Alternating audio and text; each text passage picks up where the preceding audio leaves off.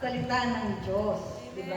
Yung preaching kanina ni Pastor Glo about prayer, pero hindi kami nag-usap, pero about prayer din yung aking. Sabi sa 1 Peter chapter 5, verse 7, ipagkatiwala ninyo sa Kanyang inyong mga alalahanin sa buhay, sapagkat siya ay nagmamalasakit sa inyo. Diba? Panginoon, salamat po sa oras na ito. Salamat po sa buhay na patuloy mong pinagkakalob sa bawat isa. Na kami, Lord, ay mayroong laging pagkakataon na kami makapagsilbi at makapagpuri sa iyong harapan, Panginoon. Salamat po sa oras na ito. Salamat sa iyong mga salita na iyong pinagkatiwala. Na, Lord, ito ay maging isang mabangong halimuya, Panginoon, yung mga salita na aming maririnig, Panginoon, sa aming pagtanggap ng iyong salita ay maibalik po namin yung response namin about sa salita mong ibibigay sa oras na ito. Panginoon, maraming salamat sa iyong papuri at pagdakila in Jesus' name. Amen. Diba? Kung isasaalang-alang natin yung kapangyarihan ng panalangin, diba? Lalo na sa mga pinagdadaanan natin. Diba? Maraming mga pinagdadaanan tayo. Bawat isa ay may kanya-kanyang pinagdadaanan, diba? Kailangan nating maunawaan kung ano talaga yung panalangin. Diba? Katulad ng sabi ko noon, yung panalangin hindi lang parang about humihingi ng about para sa iyo. Diba? At ang panalangin ay hindi lamang yung parang tayo na lang ang nagkukuman sa Diyos. Parang tayo na yung Diyos. Diba? Minsan yung panalangin, minsan ay, Lord, gawin mo to. Lord, gawin mo to. Gawin mo to. Diba? Ang panalangin, ano ba yung panalangin? Ang panalangin ay pakikipag-usap sa Diyos, paghingi ng kasagutan sa lahat ng ating mga tanong. Hindi lang kasi tayo mananalangin na, Lord, ito ang akin. Itong gusto ko, Lord, i-pray. Yung aking prayer request, Lord, i-grant ko yan. Ay, palit na lang kayo, Lord. Yun lang yung sinasabi ko. Parang, hindi na lang yung parang, mas ikaw yung Diyos kaysa Diyos. Kasi parang command yun eh, yung ginagawa natin panalangin na lahat ng pabor ay para sa atin. Na gusto na lahat ay masunod at yung masagot yung ating mga dalangin. Parang kinukuman mo yung Lord. Pero yung panalangin hindi lamang abot sa ating paghingi. Totoo yun, na ang panalangin ay yung paghingi. Pero ang panalangin ay isa rin pakikipag-usap. Pwede natin kausapin ng Diyos hindi lang abot sa ating mga hinihingi. Diba? Lahat ng mga tao may katanungan. Diba? May mga katanungan tayo na, Lord, bakit ang mga panalangin ko eh, hindi pa nasasagot, Lord. Hindi kagad tayong entrada na, Lord, ito ang aking petition sa inyo. Sagutin mo ito. Hindi ganun ang panalangin. Diba? Ang panalangin ay isang daan upang tayo makapag-usap sa Kanya. Hindi man na tayo yung harapan talaga, hindi naman natin siya nakikita. Pero sa pamamagitan ng panalangin at sa pamamagitan ng Kanyang salita, yun ang way niya para mag-commune kayong dalawa. Diba? Diba? Katulad sa sinabi ko, yung lahat ng sa atin ipagkatiwala natin sa Kanya. Alam na niya yung hinihingi natin, mga kapatid. Di ka nga sabi natin, di ba ang sabi lagi natin, alam na niya yung ating hihingiin at alam na niya yung future na hindi pa natin nakikita. Kaya ipagkatiwala natin sa Kanya.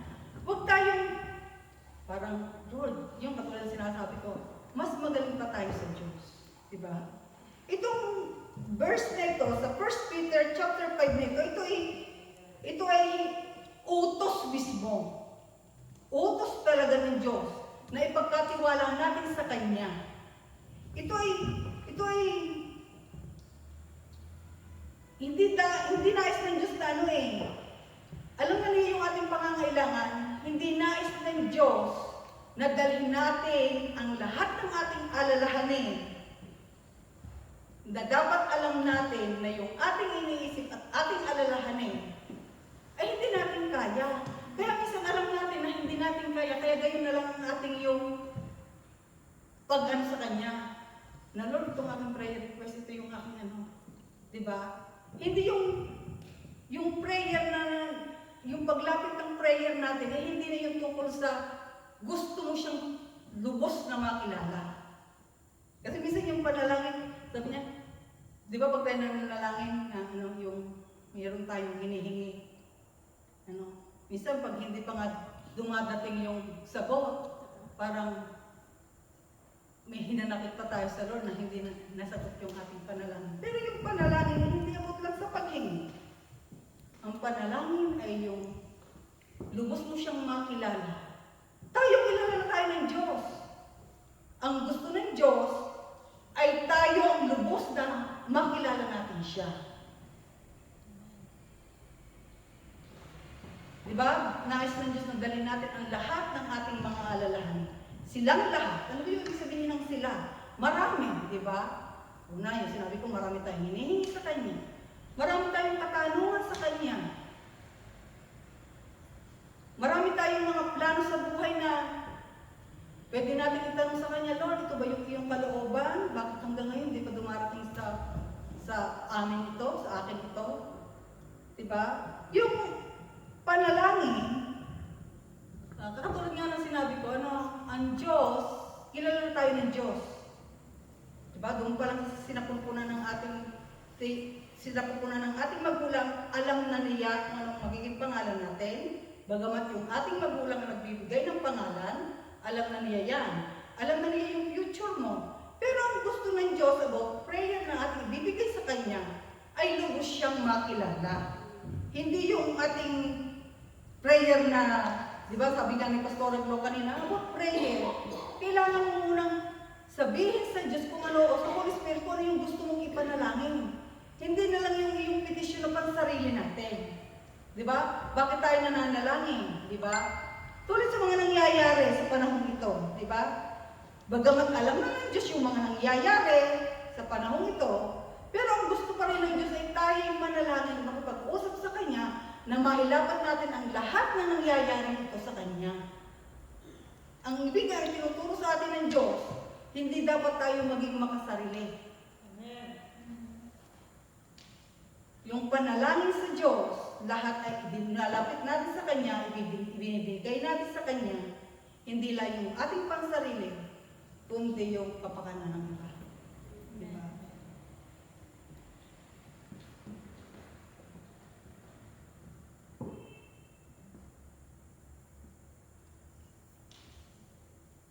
Kasi ang gusto ng Lord, lahat ng ating ginagawa, o lahat ng ating kilos, ay nakadepende sa Kanya. Dahil lahat ng ating ginagawa, bago pa natin gawin yung ating ginagawa, alam na niya yung iniisip natin.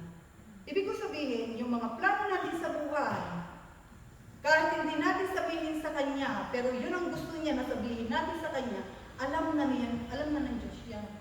Kaya nga diba sabi, ipagkatiwala mo sa Kanya ang lahat.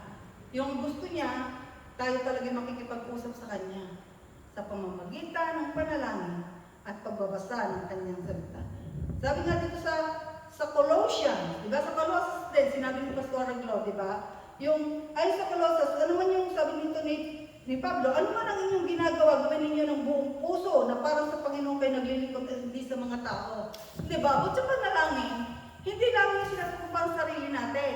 Kapag pinapanalangin mo yung iba, sinasabi dito na yung kapakanan ng iba, gawin mo ng buong puso yung iyong pagtawag sa Kanya. Minsan pag tumatawag tayo, sa isip natin, buong puso na lahat ng petisyon natin na gusto niya natin isagutin niya, parang yun yung sa isip natin buong puso, dahil lahat ng dinadala natin. Dapat kung tayo may dinadala, dalhin din natin yung dinadala ng iba na ilapit sa Kanya. Yun ang gusto ng Diyos about sa ating panalangin. Di ba? Dahil sabi niya, ano man ang inyong ginagawa, gawin niyo ng buong puso. Minsan kasi yung panalangin natin, bakit hindi nasasagot? Kasi iba yung mithiin natin, yung pangsarili lang natin, di ba?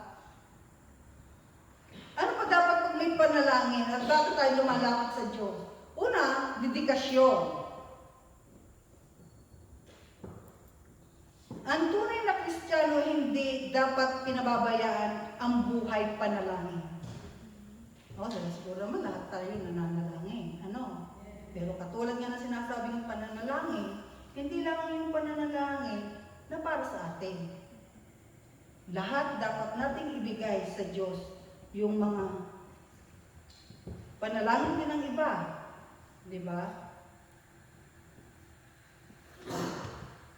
Amen. Amen. Amen. Diba dapat mayroon tayong dedikasyon? Paano ba tayo kaya minsan yung iba pag nananalangin, yung bara-bara na lang. Diba? Dapat tayo, nananalangin tayo, ask natin yung Holy Spirit kung ano yung ating sasabihin. Diba? Minsan yung bara-bara lamang. Kaya diba? Kaya dapat may dedikasyon. Gaya ng pag-aaral ng kanyang salita, yung pagbabasa. Diba? Pag tayo nananalangin, hindi lamang dapat nananalangin lang. Sa pananalangin, dapat nagbabasa ka ng kanyang salita dahil doon natin makikita ang kasagutan ng iyong mga dalangin. Dahil kapag ikaw ay nanalangin at hindi kasama yung iyong salita, saan ka kukuha ng kasagutan? Kasi sa pamamagitan ng salita na iyong pinabasa, doon ang umuusap ang Diyos. Minsan pagkasabi, nasagot na ng Lord. Kasi yung prayer request mo, nasagot na, kaya sabi mo, nasagot na ng Lord. Pero yung tunay na sagot ng Lord, tama yun, nasasagot yung ating panalangin. Pero bago masagot yung iyong panalangin, nakikipag-usap siya sa pamamagitan ng salita. At yun ay salitang nasa Biblia. Diba? Diba yung pagbabasa at pag-aaral ng salita ng Diyos at pananalangin, susi bilang isang mabungang alagad ng Diyos. Bakit sinasabi natin mabunga? Kasi kapag isang anak ng Diyos ay hindi ka nananalangin o nagbabasa ng salita ng Diyos, masasabi mo bang ikay anak ng Diyos? Hindi natin masasabi na tayo anak ng Diyos kung hindi tayo nagbabasa at nananalangin. Yun ang masasabing magiging maganda o pagiging isang mabungang alagad ng Diyos. Una, bakit? Makikilala natin siya ng lubusan. Kasi minsan ng ibang tao, kilala lang natin siya na Diyos.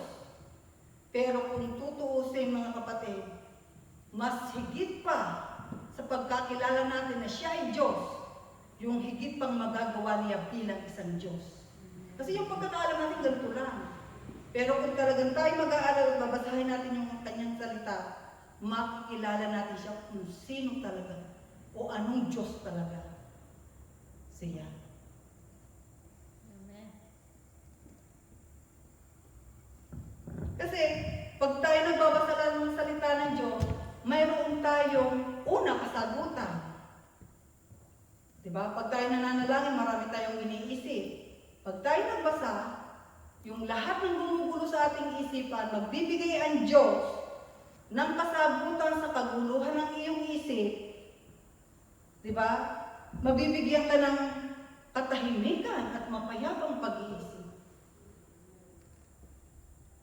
Kasi minsan, pag magulo ang ating isip, yung katulad ng sabi ni Pastor Aglon, na minsan pagka may problema ka, ang inuuna mong takbuhan. Yung katabi mo, kapitbahay mo.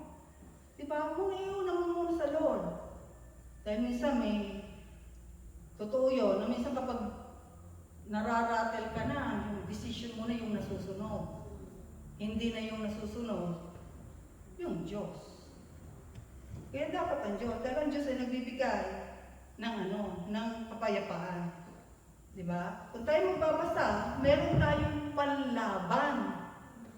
Diba yung ating mga isip na gumugulo sa ating isip? Minsan yung pagpapasya na hindi ka makapagpasya.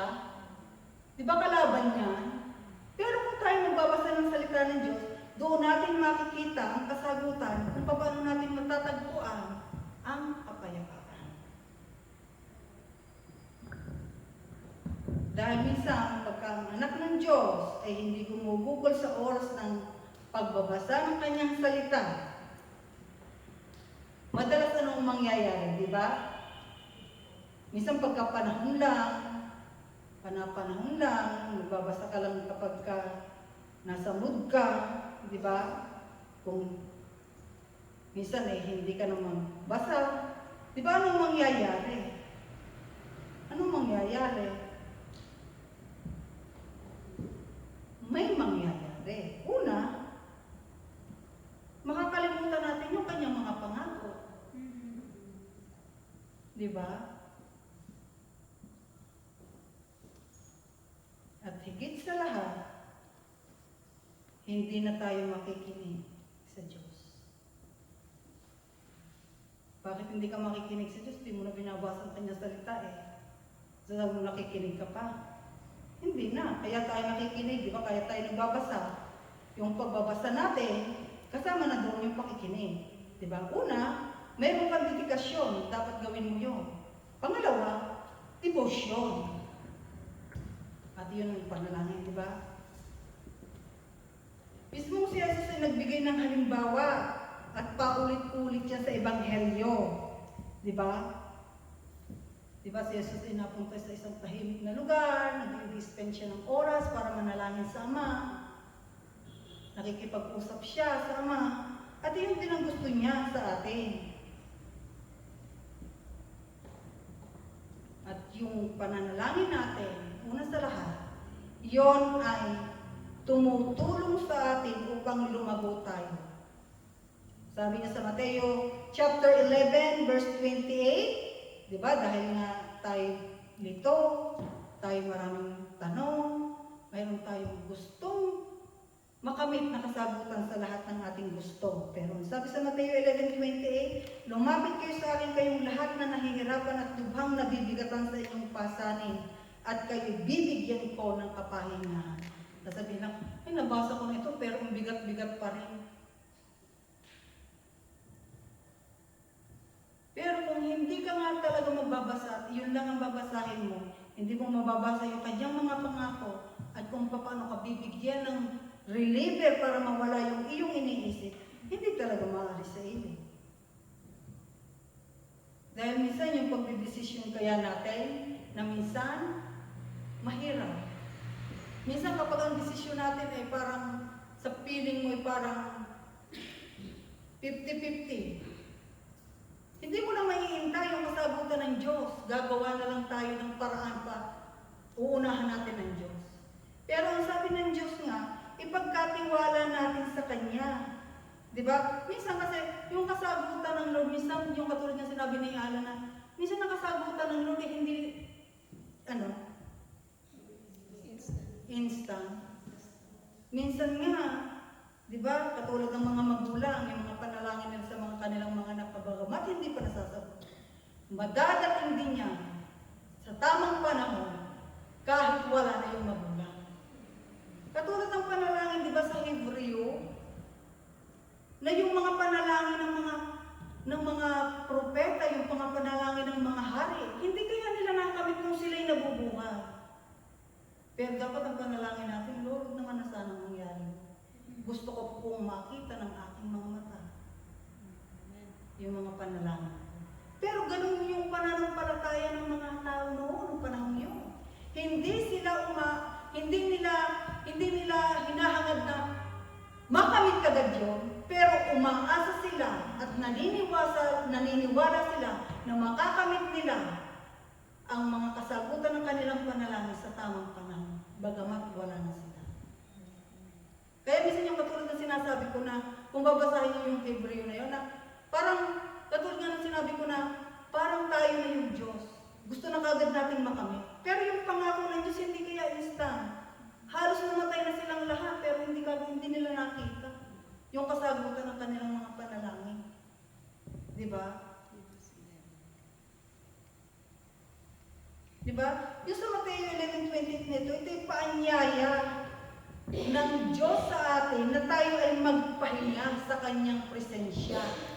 Ibig sabihin, yung alalahanin natin ay ibigay natin sa Kanya dahil ang sabi ng Diyos, wala ka rin namang magagawa. Kahit iyong isipin niya, ibuhos mo man ang iyong lakas diyan sa pag-iisip, wala kang magagawa. ibigay mo yan sa akin. At ako ang bahala.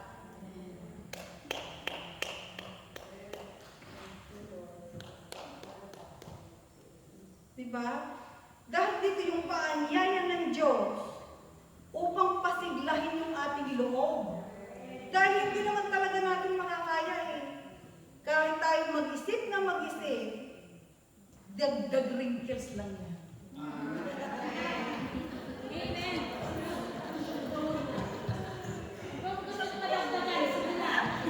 Diba? Oh, tingnan mo. Dahil hindi tayo nag-iisip. Oh, mukha ba tayong kamship? Oh, diba? Dahil meron tayong Diyos na pwede natin ibigay lahat yung kabigatan. Yung lahat ng kabigatan na nasa atin ay gusto niyang ipagkatiwala natin sa Kanya. Diba? Pasiglahin daw natin yung ating loob. Alam niyo ba mga kapatid, na hindi yung ating panalangin, mananalangin tayo ng, yung sabi mo parang sapat na, hindi kaya. Kuno, sa talaga, totoo na, manalangin. Sa totoo lang, parang di ba yung, parang sa akin yung panalangin lang, pag ako'y nag-isip sa Lord, mga matutulog, lahat nabigay ko na sa Lord. Paano naman? Anak, nananalangin ka ba niyan? Eh, sarap ng pwesto mo. Diba? Ibigay mo naman sa akin yung alay na maganda, hindi yung, Lord, bahala doon. Hindi para mag-iniisip ko, Lord, ikaw na ang bahala sa pamilya mo, Lord. Pero ito'y nakahiga. Samantalang ano ito'y nakatingin sa iyo, bakit maganda pang pwesto mo, anak? Yan ba yung magandang alay mo sa akin? Sa totoo lang, noon ako, hindi talaga. Hindi ako na, yung sabihin mo, magbibigay ka ng, yung sa pamamaraan ng ating pananalangin sa Kanya. Pero ang gusto ng Diyos, yung way ng ating makikipag-usap sa Kanya, yung kung ano ba yung maibibigay natin, makalulugod sa Kanya. Diba? Minsan pagkasabing nanalangin, nag-isip ka na lang kung ano-ano, parang panalangin na, diba? Yung parang nag-isip ka na, Lord, ikaw ang bahala sa iyo. Parang sa piling ko, panalangin na yun. Pero hindi, diba? Ang panalangin, nakikipag-usap ka, kasama at kaharap mo yung Biblia. So, minsan, pagka nanalangin ka, parang, sa dami ng inisip mo, nabanggit mo lang, Diyos, parang panalangin na yun. Sabi mo, anak, ano kaya? Diba? Kilala na tayo ng Diyos. Pero hindi pa natin siya lubos na kilala. Kaya tinuturuan tayong manalangin. Diba?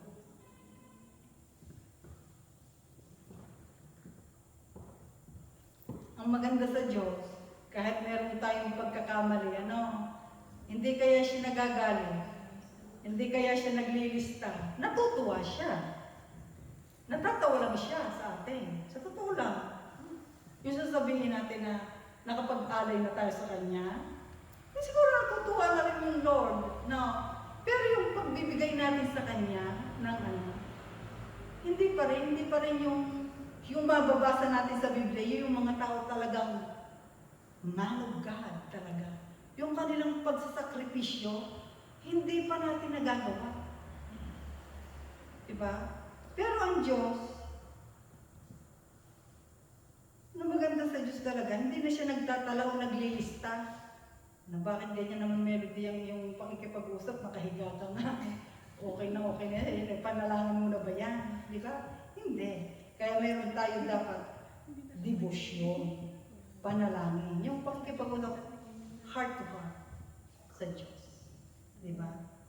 Pasiglahin natin yung ating loob na man yung ating iniisip. Huwag tayong padadala sa ating iniisip dahil totoo lang, hindi naman yan makakatulong sa totoo lang. Naalala ko noong uso-uso noon dito ang hulihan, bawal dito yung mag-asawa. Lalo natataranta, may aakit doon sa penthouse, yung picture ba namin ng kasal namin? Bawal na dito makita yung kasal. Ako, bakit yung 3 pulis diyan sa penthouse? Takbo ko doon sa picture, no? Kuha ko yun. Sabi ko, tapos yung pala, sabi ng pulis, may naandun kaming gas. Nasaan ba yung inyong gas stove? Sabi ko, gas! Di ba yung pag-aalala mo? Yung pag-aalala yung ano mo, at dumating din sa panahon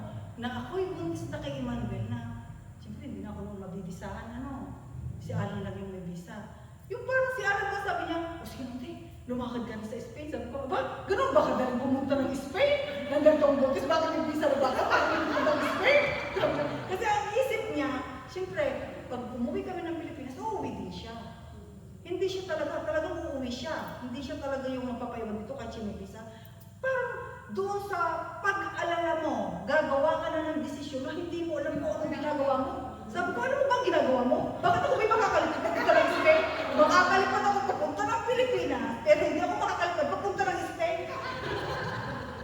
Diba? Dumadating yung isang pag-alala natin. Mali yun. Pero mali yun. Hindi yun. Ibigay natin sa Diyos. Pero tingnan mo, nang ibinigay namin sa Diyos, may magandang plano ang Diyos. Amen. Diba? Hindi. Sabi ka, hindi, punta ka na ng Spain. Ay, nung ako yung 5 months na yata kay Manuel. Sino naman magbibigay na amo sa akin ang trabaho na ito? Mga buntis ako. Makakapagdala pa din ka ng visa. Yung bagang mga sitwasyon na pag-aalala mo, kung talagang ibibigay mo sa Diyos, ang Diyos ang gagawa ng daan ng magandang plano para sa iyo. Yan ang yan, talagang proof and tested talaga. Sa totoo wala naman about pera. Di ba? Minsan, pagkalaki ka na ng napadala mo, ang dami ng nagastos mo. Ang iisipin mo, wala na ipon, naubos na dito. Pero alam mo, ang binibigay sa akin ng Lord, pera lang yan. Pera lang yan. May dadating pang maraming pera. Kapag yung pera mo ay itinulong mo, ibinigay mo, papalitan mo ng Diyos. Amen. Ito lang, maniwala kayo sa akin. Dahil yun ang gusto ng Diyos na tayo makapag-liit sa Kanya at ang lahat ng ating alalahanin ay ibigay sa Kanya. Sa totoo lang. Ano pa? Pagtitiwala. Sabi sa Psalms 37 verse 5, ang iyong sarili sa Kanya italaga, tutulungan kang ganap kapag ika'y nagtiwala. Diba? Huwag natin iasa sa ating lakas. Na minsan pag dumadating sa sitwasyon natin, yung paghihirap at mga pagdidesisyon na napakahirap, katulad ng sinabi ko, kikilos na lang tayo ng atin. Diba? Yung salmo na ito, ang ibig sabihin dito, ang gusto ni David dito sa mga mababasa ng kanyang salmo na ito, sa kanyang isinulat, ay ang gusto ni David, inuutusan o parang pinapayuhan tayo na ibigay natin yung lahat ng ating pag-alala sa Diyos. Dahil bakit? Isinulat ng salmo na ito dahil noon si David ay maraming alalahanin. Pero na-prove and tested niya ng lahat ng kanyang alalahanin yung ang Diyos lang ang nakapagbigay ng lahat ng kasagutan. Bakit ibinigay dito? Bakit nababasa natin dito yung negative, positive dito sa Biblia? Una, pag positive, isinusulat yung dito sa atin para hindi natin tularan. Pero yung negative. Pero pag positive, ipinakikita dito na magtiwala tayo. Diba? Ang Biblia kaya walang itinatago. Diba? Ang Biblia walang itinatago. Dahil inilagay ito dito para yung pangit ay huwag natin tularan at piliin natin yung mabuti. At walang ibang mabuti kundi ang Diyos. Amen. Diba? Ang ganda ng talatang ito. Ito yung nag-aalok sa atin. Kaya ano ko nito nawawala Diba? Ang talatang ito ay nag-aalok sa atin ng pangako. Yun ang sinasabing ipagkatiwala natin. Dahil kung tayo ipagtitiwala sa Panginoon, siya ay kikilos. Ano ba yung ibig niyang ipagkatiwala natin sa Kanya? Diba? Ang gusto ng Diyos na ipagkatiwala natin sa Kanya ay yung pamamaraan natin ng ating mga desisyon. Yung pamamaraan natin na alam naman niyang wala tayong magagawa.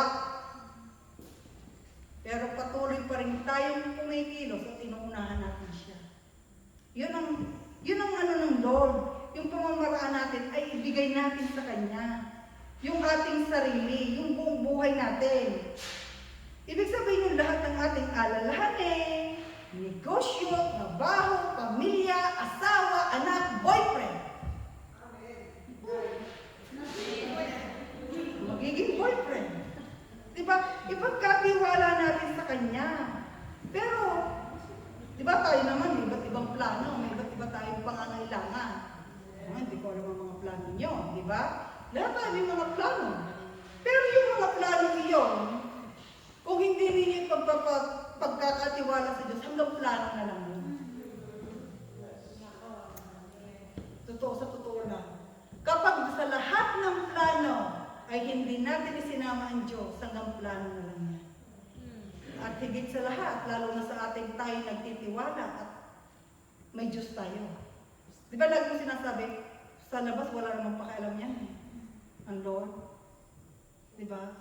Pero yung tayong inaangkin natin siya, na siya ay Diyos. Di ba? Marami tayong plano. Pero kapag hindi natin inuna ang Diyos sa lahat ng plano, hindi ka sasamahan ng Diyos.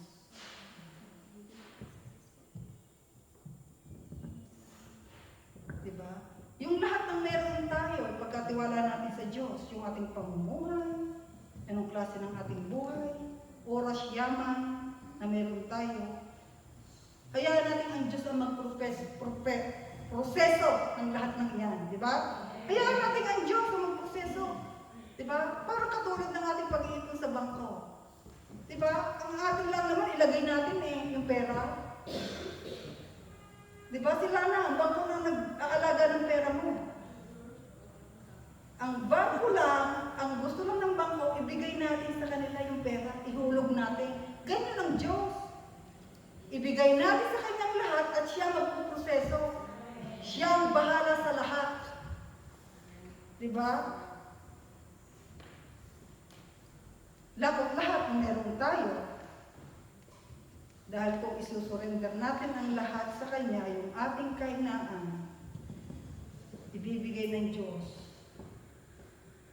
yung lahat ng ating hinahanap. Kasi kaya niyang pasanin lahat kaya yung responsibilidad, kung tutuusin.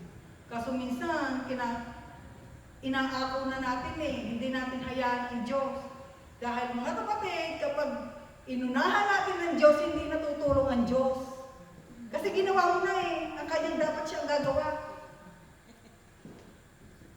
Diba? Dapat ang Diyos ang gagawa dahil inunahan mo siya, pala ka na. Inunahan mo na ako. Na dapat ang Diyos ang gagawa, inunahan mo na lang. Diba na ba sasabihin ng Lord, inunahan mo na ako. Anak, ikaw na lang. Hindi ka nagtiwala sa akin, diba? Yun ang gusto ng Lord. Bakit? Kaya na, dapat may pagtitiwala tayo sa Kanya. Dahil sabi sa Kawikaan, chapter 3, verse 5 to 6, kaya huwag ka magtiwala buong puso at lubusan at huwag kang mananangan sa sariling karunungan.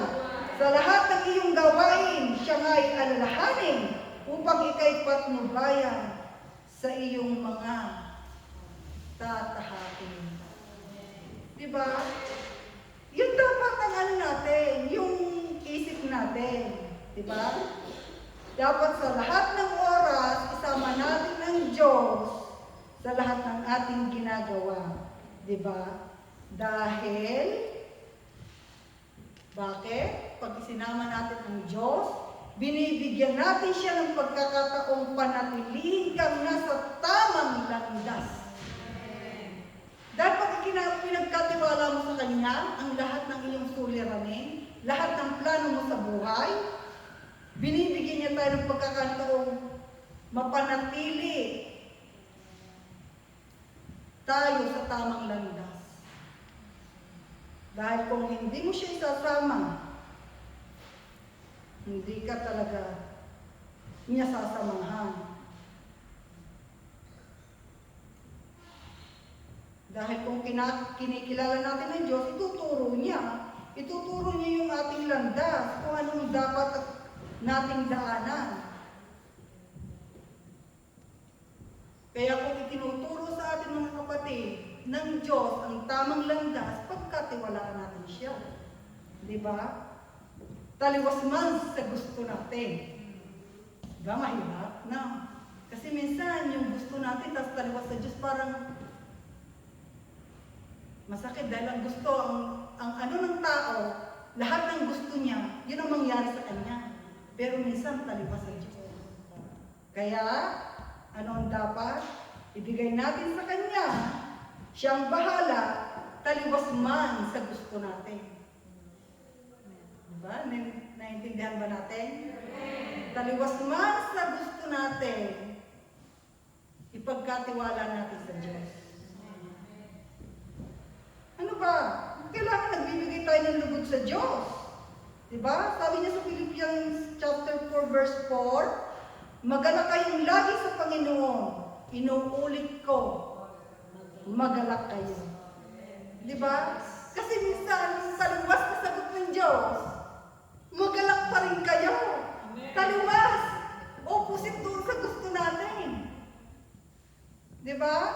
Pero ang hirap yata. No? Mahirap. Kasi yung gusto mo hindi nasunod. Ito ang gusto mo, pero sa taliwas sa Diyos. Pero ang sabi, magalak pa rin kayo. Magalak pa rin daw tayo. Di ba? Di ba? Yung nasa kulungan si Pablo, di ba? Nakakulong siya dahil sa pagbabahagi. Nakulong siya dahil sa pagbabahagi ng salita. Di ba? Doon sa taga-Kolosas, bagamat mayroong mga pagsubok na nangyayari sa Kolosas, ginagamit pa rin si Pablo na isang encouragement. Siya nag-i-encourage sa mga taga-Kolosas na gawin ninyo ito kahit kayo dumaranas ng mga pagsubok. Di ba? Taliwas din to, di ba? Si Pablo, sa halip ng kanyang panalangin ay, Lord, palayain mo na ako dito. Di ba? Taliwas sa kanya, ang kanyang ginagawa, yung kalooban ng Diyos. Hindi yung gusto niya siya mapalaya doon sa pagkakakulong. Ginagawa pa rin niya yung kalooban ng Diyos kahit siya'y nakakulong para maging kalakasan ng mga taong nanghihina. Hindi siya umaasa na siya bigyan siyang balikan ng i-encourage siya, pero hindi siya baliktad. Siya yung nag-i-encourage doon sa mga dumaranas. Diba? At dapat ganun din tayo. Kaya yung taliwas, yung sinasabi ko na ipagkatiwala natin sa Kanya ang lahat, taliwas man sa gusto niya.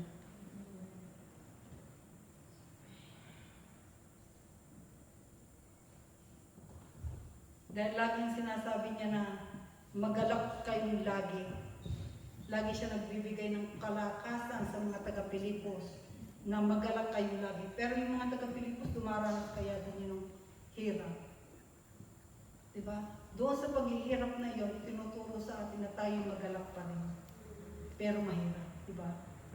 Sabihin yung mga luwa, minsan nga yung mga plano natin na hindi nasusunod pag hindi na parang hirap. Di ba? Pero tinuturuan tayo'y magkaroon ng kagalakan. Sinasabi ni Pablo na magkaroon tayo ng kagalakan palagi sa Panginoon. Paano natin gagawin yun? Paano ba yung tunay na kagalakan? Kung habang nandun pa rin tayo sa sitwasyon na napakahirap at parang hindi umaalis yung hirap sa sitwasyon na iyon, paano ba tayong magagalak? Diba? Parang hindi naman nababawasan, hindi naman nawawala yung kalungkutan o yung pinagdadaanan ko, parang hindi nawawala. Diba? Paano ba tayo magagalak? Diba? Yung paghahanap ng kagalakan ay yung paghahanap ng kagalakan ay yung pagkakilala natin. Yung pagkakilala natin sa Diyos na yung lahat ng bagay o lahat ng sitwasyon na mayroon tayo ay na ating pinagdadaanan, ang lagi nating isipin ay kasama natin ang Diyos. Paano ba natin nga matatanggap ang kagalakan? Minsan naman sinasabi ko na, halimbawa, nandun ka sa sitwasyon na napakahirap. Yung mga plano mo na hindi mo alam kung anong plano, di ba? Yung hanapin natin ay yung lagi natin isipin na nandun tayo sa hirap ng sitwasyon na ito yun, lagi nating isipin na hindi tayo nag-iisa, kasama natin siya. At doon natin matatanggap at mahahanap yung sinasabing kagalakan. Dahil kung wala kang, kaya sabi ito, magalak kayong lagi. Bakit? Sa dinaranas nating paghihirap, anumang sitwasyon mayroon tayo, isipin natin na hindi tayo nag-iisa. Hindi ka nag-iisa, kasama natin siya.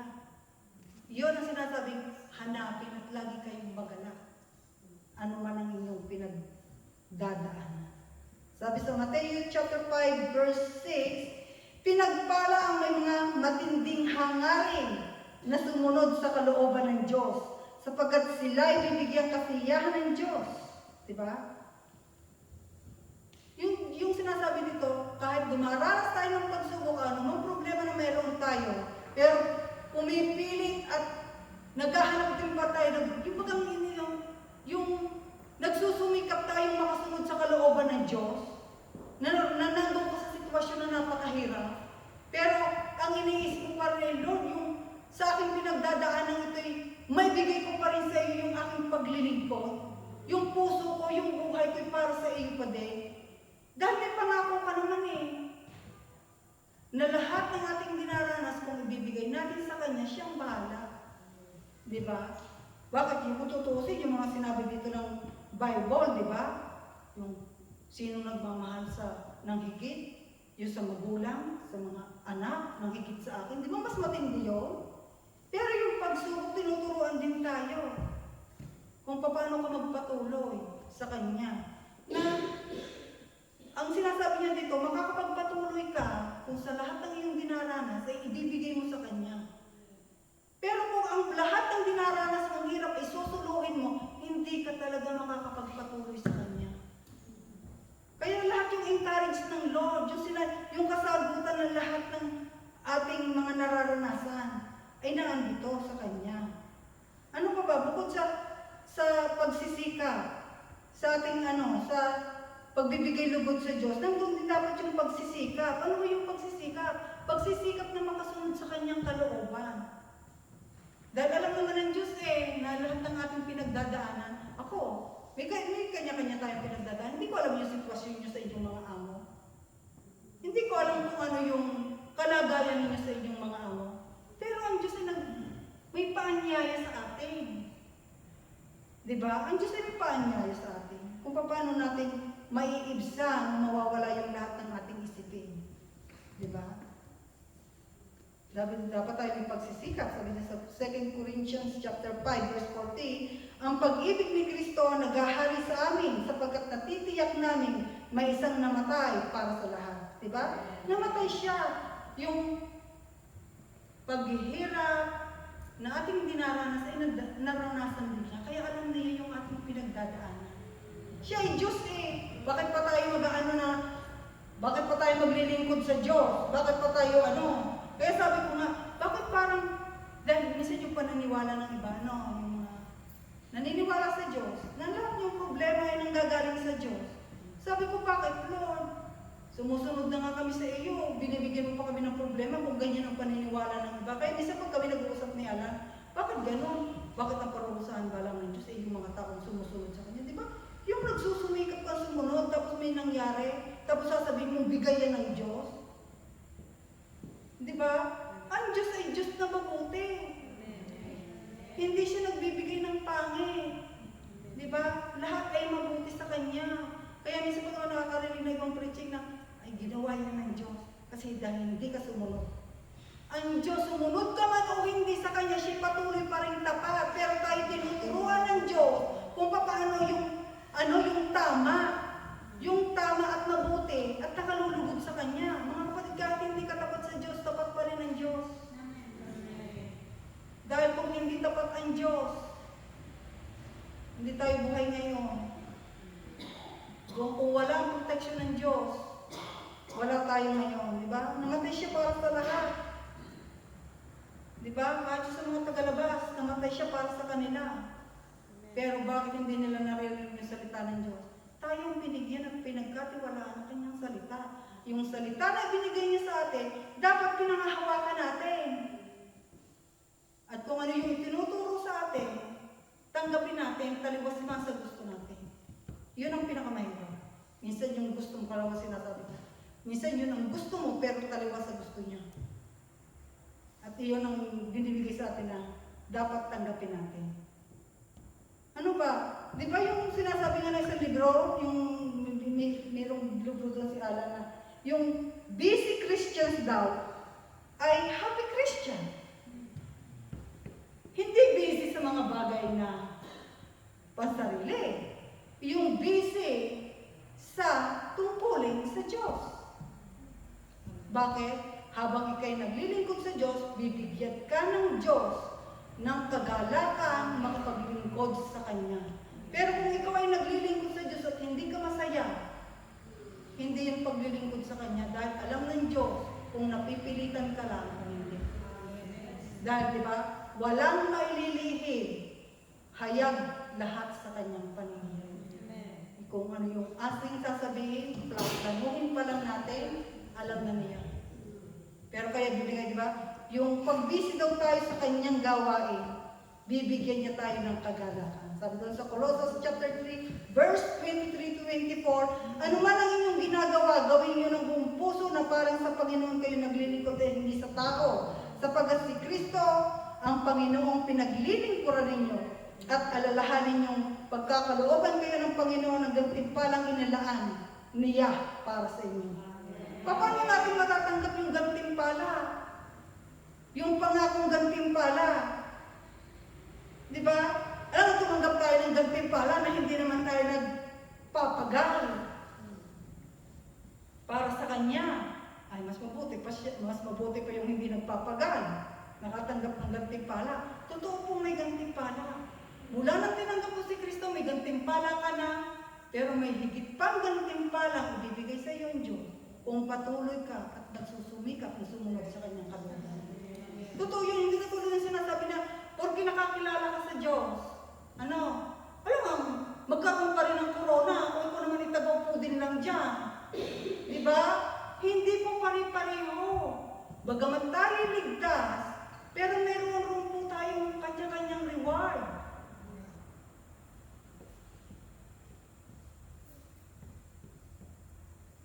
Katulad nga ng sinabi ko, yung tinuturo dito na dapat, pag tayo nagtatrabaho, parang sa ating mga amo, isipin natin na tayo nagtatrabaho, ang ating amo ay ang Diyos.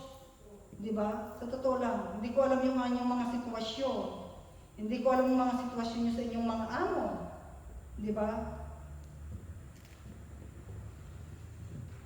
Dahil ang sabi niya dito, anuman ang ginagawa ninyo, o anumang sitwasyon, na mayroon tayo sa ating mga amo, isipin natin na tayo naglilingkod sa Diyos dahil ang Diyos lang ang nakakakita ng yan, yung ating mga ginagawa. Di ba? Dahil sa verse 24, ang sabi niya doon, di ba? Sapagkat si Kristo ang Panginoong pinaglilingkuran niyo at alalahanin niyo pagkakalooban kayo ng Panginoon ng gantimpala. Di ba? Ibig sabihin, matatanggap daw natin ang ating gantimpala na ibig sabihin, magatanggap natin yung ating gantimpala sa lahat ng ginagawa natin para sa Kanya. Katulad natin, nagtatrabaho tayo sa amo. Ano ba yung gantimpala natin na natanggap sa ating mga amo? Sahod natin, recuperation natin. Oh. Di ba? Yung ating mga benefits, yun ang Pero pag naglilingkod ka sa Lord, ibang gantimpala yung ating matatanggap sa Kanya. Diba? Alam niyo ba yung ating paglilingkod sa ating mga amo? Iniligay tayo ng Lord Dia para tayo ay magbisyon sa ating amo. Hindi lang sinasabi natin tayo para sumahubiyan. Oo, totoo talaga tayo sasahubiyan. Pero alihin natin na parang anong misyon na natin at isang gawain natin sa Panginoon. Yung ating pagtatrabaho sa amo. Bakit? Dahil tayo gagamitin ng Lord sa ating mga amo. Matinuman o hindi ang inyong amo, dahil sa inyong paglilingkod sa kanila, nakikita kung ano si Kristo sa buhay niyo. Hindi na masasabing kahit ang amo ninyo wala ng utak, may mga anak pa rin yan na nakakakita sa atin. Hindi man tayo nagsasalita sa kanila, pero nakikita sa pamamagitan ng ating pagkikare sa kanilang mga nanay, o yung ating buhay nakikita. Diba? Kaya nung sabi ng Lord, isipin ninyo na hindi lang kayo nagtatrabaho bilang sa amo nyo, isipin nyo na nagtatrabaho kayo para sa Panginoon. Bakit niya sinabi yun? Dahil maraming mga employee na mas boss pa sila sa kanilang mga amo. Diba? Bagamat ang lahat ng amo natin, lahat ng ating mga request sa ating mga amo, o lahat ng ginagawa natin sa ating mga amo, may tatago natin yan sa ating mga amo, pero hindi natin may tatago yan sa Panginoon. Lalo natin, no? Mga Hudyo tayo nagtatrabaho. At kita naman natin kung paano kahit gano'ng kasuwain ang kanyang bayan hanggang sa ngayon. Hindi kaya sila nakakakilala kay Jesus, pero tingnan mo naman ang protection sa kanila. Kung sila pinaproteksyonan ng Diyos, at tayo namang nakakakilala sa Diyos, ay ginagawa natin ang hindi maganda ang ating mga amo, mananagot tayo sa Diyos. Kaya minsan, yung sasabihin ko yun, ito, lagi-lagi ito sinasabi ko, minsan nayayamon ako sa aking amo, minsan pati yung mga popsa ng mga yogurt ba, palilinis pa sa akin, tatawag.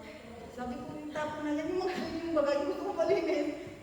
Sabi ko, oo nga, pagawin ko para sa amo, kung ano na lang yung gusto niya, gawin ko na lang. Tapos na-separate ko na yung dapat itapon, huwag daw itapon, pag-aaral pa nga yung mga bolt-bolt na istakin. Minsan nayayam ko na, pero minsan lagi kumaan ito talaga sa isip ko, na maglingkod ka, na parang naglilingkod ka sa Panginoon, sa totoo lang. Na minsan gusto mo nang umuwi, parang hahanapan ka pa ng trabaho. Tapos na nga ako mag-aano pa ng kunin ko daw yung bedsheet doon sa bagong amo ko malapit kay Ate Rosana. Trabaho ko 4 taon at kundi marahin lang. Sabi ko, dapat meron kang makina. Sa totoo lang, sakit ko ng aking kamay. Yung garte ng bedsheet, di ba? Yung palimot na yan. Minsan di mo naman malalagyan yun ng garte kasi maliit yung butas niya. Kaya dapat pinatupi pa niya sa akin. At pinatahin pa niya, para lagyan ko na, alam mo, 4 na oras yun.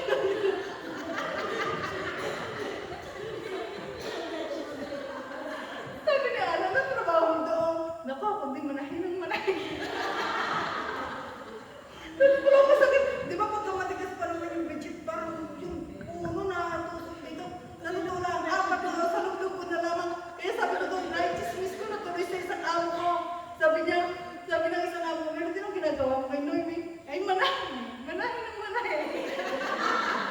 Sabi ko, tingnan mo, nagpapasahod sa akin ng 30 shekel per hour. Eh, samantalang yung bedsheet kaya niya bumili ng ano. Kaya minsan sabi ko, Lord, tama, gawin na lang namin yung aming ginagawa na para kami naglilingkod sa At totoo sa oras din lang naman ang ano lang naman dito, oras oras din lang. Sige na, bahala na. Sabi mga oras manahin. Wala din naman siya reklamo. Pero nakakainit din yung ganyan. Mas gusto ko kayong utusan niya akong maggayat. O, di ba? Parang malakas. Maupo ka tapos, music pa, music. Sabi niya, Melody ha, pagkatapos niya, sayaw tayo. Mahilig pa na sa disco yun. Wala. Tapos sabi ko, aba, nung wala na, nalimutan na rin niya. Natapos na rin yung oras talaga. Sabi ko, ay nakulod kaya nga. Kaya pinapaalala sa atin ng Lord na tayo yung maglingkod na parang naglilingkod sa Kanya. Di ko ano yung gusto niya. Di okay, sige, yun ang gusto mo diyan. Diba? Pero kung alam naman natin makakasama sa Kanya, meron din tayo. Pwede rin tayo mag-receive. Diba? Diba? Yung ating trabaho ay isang lugar kung saan tayo dinala ng Diyos upang gamitin na ipakilala natin si Kristo. No? Bagamat hindi natin na-share yung salitang Kristo, nakikita sa buhay natin. Diba? Tulad niya, nagsasabi sila na, Melody, Christmas na. Diba? Doon mo maisisingit sa kanila yung Christmas si Jesus. O kahit pa sabihin nilang Yeshua, no, it's not Yeshua. Kasi meron akong amo, Yeshua daw. Okay no, Yeshua. Not Yeshua. Kasi ang Yeshua hindi maganda, kaya kung kayo makakarinig ng mga sa mga amo ng ng Yeshu. Kala nga ninyo, sabi na niya yung Yeshua. Isipin niyo, pag Yeshu sinabi, hindi maganda yun. Yeshua, kumpleto dapat. Yeshua, hindi Yeshu. Dapat Yeshua. Oh, di ba? Sa pamamagitan noon, nakikita nila sa buhay natin at sa pamamaraan niyon, maisisigit natin si Kristo sa kanila. Di ba? Aba, pag nagtaka na lang, di ba? Ang amo ko yan, nasasabihin, saan ka meron din nakakakuha ng hagdi sa blano? Talaga binibigyan lang kita ng maraming sablano. Kala nga mo, talagang ginagayon ko yung mga alaga ko. Nagbibigay lang talaga ng maraming sablano. Minsan wala na mawawala na yung aking sablano. Tatawanan ka rin lang. Ay, ang matatanda, sa totoo lang. Sabi ko, no, talaga naman itong mga matatanda ito. Oh. Kaya ito, basahin natin yung talaga yung sabi ng Biblia, di ba? Na dapat talaga yung ating pagtatrabaho, ay isipin natin na yan dinala tayo ng Diyos dyan upang gamitin tayo at ipakilala si Kristo sa pamamagitan natin. Di ba? At ang hingi natin yung direksyon galing sa Diyos. Sabi John chapter 16 verse 13, ngunit pagdating ng Espiritu ng katotohanan, papatnubayan niya kayo sa buong katotohanan. Sapagkat sasabihin niya ay hindi mula sa kanyang sarili, kundi ang kanyang narinig at ipahahayag niya sa inyo ang mga mangyayari sa hinaharap. Diba? Siya ang magiging patnubay natin. Diba? Siya ang mag-aalis ng lahat ng sagabal sa mga gumugulo sa ating isip. Tandaan natin yan. Ano man yung gumugulo sa inyong isip. Kung yan man ay gumugulo dito sa kaguluhan ngayon, o yung mga plano ninyo na hindi ko alam kung anong inyong mga plano. Diba? Diba? Napakagandang pangako ang ibinibigay sa atin ni Jesus. Diba? Dahil ang gusto niya ay magtiwala tayo sa Kanya.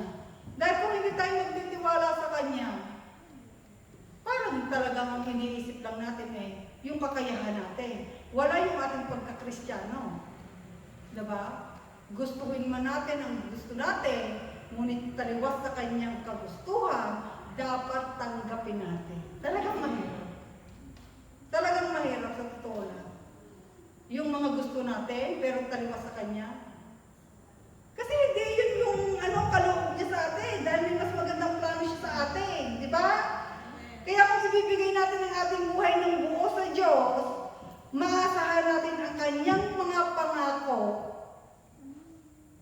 at papatnubayan niya tayo. Diba? Sabi sa Kawikaan, malapit akong matapos. Yan. Diba? Makaka-practice na kayo ng sayaw, sa Christmas party. Sa lahat ng iyong gawain siya ay alalahanin upang ikay patnubayan sa iyong tatahakin. Kaya mga kapatid, anuman yung inyong alalahanin, diba? Sa inyong mga amo, sa pagpunta ninyo sa ibang bansa, ibigay natin sa Diyos. At kung ano man yung kasagutan niya, talawas man sa kagustuhan mo, tanggapin natin dahil siya may magandang pangako sa atin. Amen.